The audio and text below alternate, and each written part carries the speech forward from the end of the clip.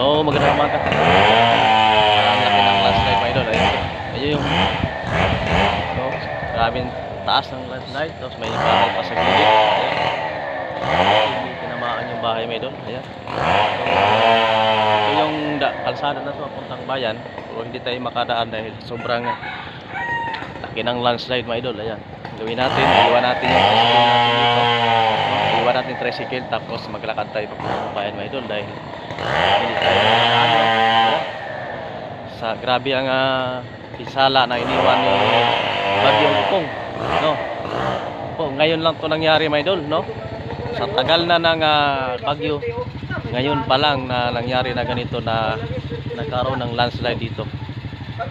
So swerte pa rin yung bahay sa gilid mga idol. Ayan, sa gilid lang yung landslide. Ayan, yung landslide, yung bahay sa gilid. Hindi naman buti hindi tinamaan yung bahay mga idol. So yun lang, ingat-ingat palagi mga idol.